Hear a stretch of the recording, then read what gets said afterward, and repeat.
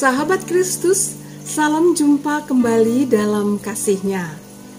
Bagaimana apa kabarnya hari ini? Saya berharap kita semua terus ada dalam kekuatan dan kasih Tuhan.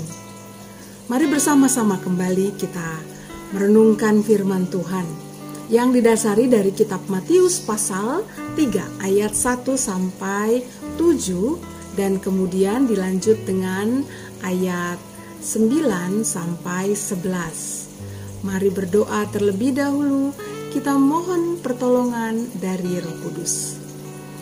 Ya Allah Bapa, yang kami kenal dalam Putra-Mu Yesus Kristus, dan selalu bersama dengan kami dalam pemeliharaan Roh Kudus.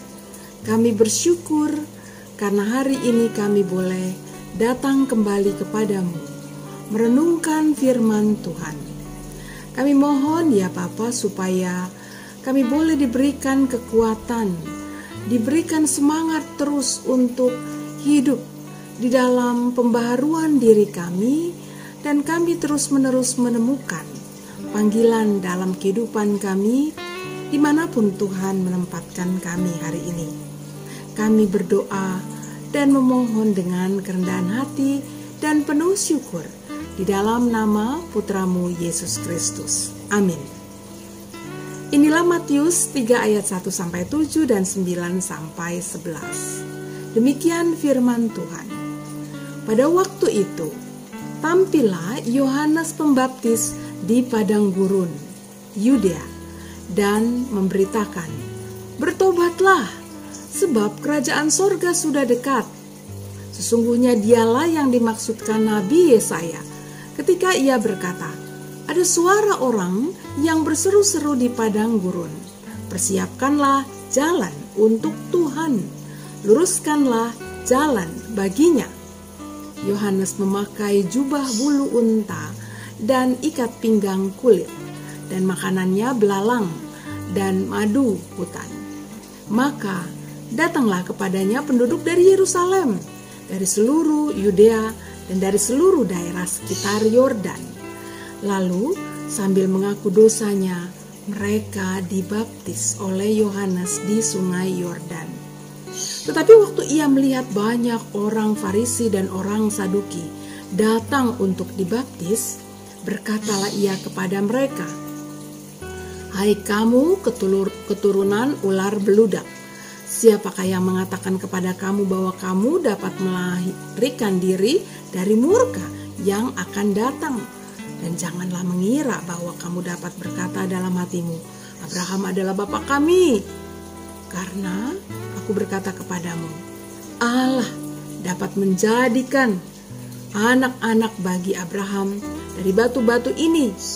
Kapak sudah tersedia pada akar pohon, dan setiap pohon yang tidak menghasilkan buah yang baik pasti ditebang dan dibuang ke dalam api. Aku membaptis kamu dengan air sebagai tanda pertobatan.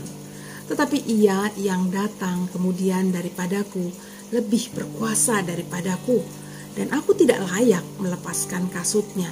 Ia akan membaptiskan kamu dengan Roh Kudus dan dengan api." Demikianlah firman Tuhan. Berbahagialah tiap kita semua, Bapak Ibu, saudara-saudaraku, para muda dan para anak yang merenungkan firman Tuhan. Bapak Ibu jemaat sekalian, saudara-saudaraku, para muda dan para anak, terpujilah Tuhan Allah kita yang selalu membuka kita kesempatan untuk mau bertobat. Jalan anugerah bagi yang mau bertobat telah dibuka pertama kali diberitakan oleh Yohanes Pembaptis. Dan kita dapat melihat dirinya sebagai orang yang dipenuhi pertobatan. Yang diperlihatkan oleh Yohanes Pembaptis adalah cara hidupnya yang dipenuhi pertobatan itu yang begitu unik dan mengesankan. Yaitu dia begitu hidup dengan bersahaja. Tidak neko-neko ya. Apa yang ada ia pakai dan makan untuk hidupnya.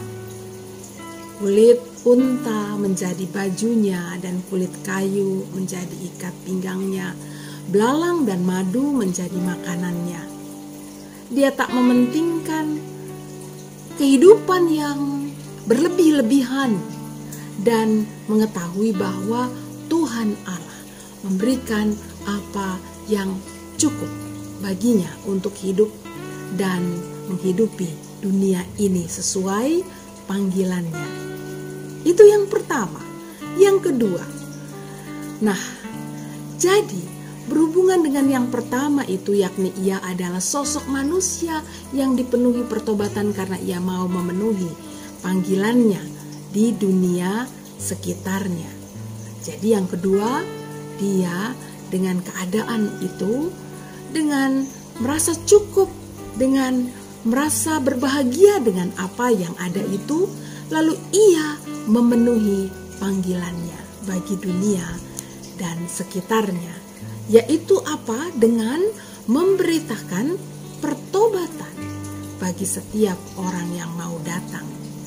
Nah, hari ini bagi kita yang mau, Bapak Ibu, saudara-saudaraku sekalian, para muda dan para anak yang mau menerima panggilan Tuhan dalam hidup, dalam pertobatan, kita bersyukur karena kita pun telah mengenal juru selamat kita, kan, yakni Tuhan Yesus Kristus. Hal ini membuat kita dapat terbebas dari dosa, karena tak ada dosa kecil atau dosa besar.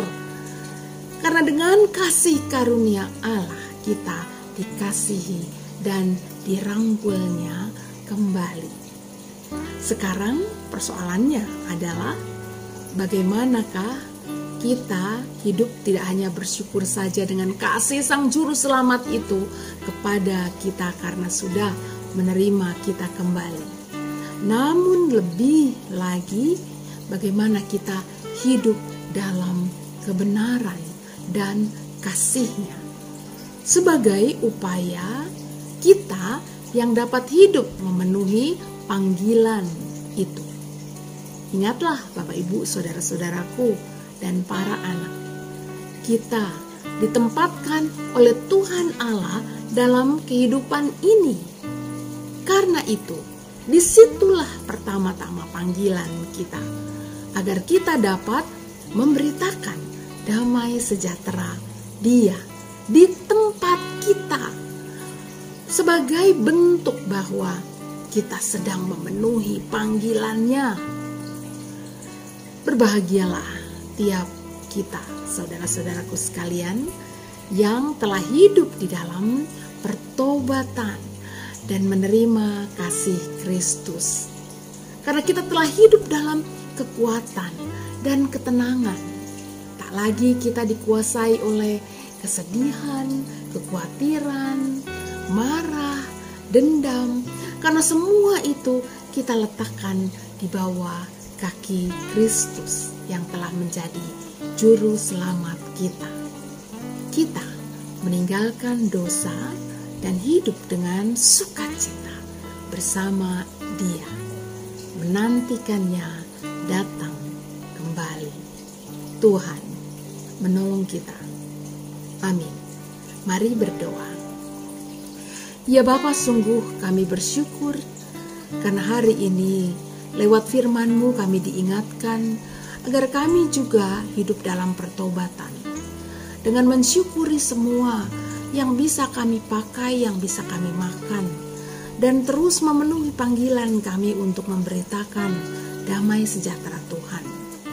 Karena kami sudah menerima Tuhan Yesus Kristus menjadi juru selamat kami. Kami bersyukur ya Bapa. Dan biarlah hidup kami selalu dipenuhi syukur dan pertobatan, dan terus-menerus memberitakan damai sejahtera-Mu. Kami berdoa untuk setiap orang yang masih menghadapi tantangan kehidupannya Tuhan dalam berbagai macam bentuk. Biarlah ia juga boleh Tuhan berikan kasih karunia untuk melihat uluran tangan Tuhan dengan cara-Mu, dan merasa bersyukur dan berbahagia atas setiap bentuk penyertaan Tuhan yang ada di sekitar mereka, dan mensyukuri apa yang masih mereka bisa pakai dan bisa makan. Tuhan tolonglah Kami berdoa kiranya Engkau melepaskan mereka dengan cara-Mu dari berbagai macam tantangan dan tuntutan yang menjadi beban kehidupan mereka. Tuhan, dan biarlah Engkau juga terus melimpahi kami semua dengan syukur dan kasih karunia-Mu, karena kami sudah menerima Engkau, Sang Juru Selamat kami, Tuhan Yesus Kristus. Kami berdoa ya Bapa, menaikkan ini semua di dalam nama Tuhan Yesus Kristus. Amin. Saudara-saudaraku, sampai jumpa kembali. Tuhan memberkati langkah kehidupan saudara-saudara yang terus mau memenuhi panggilannya.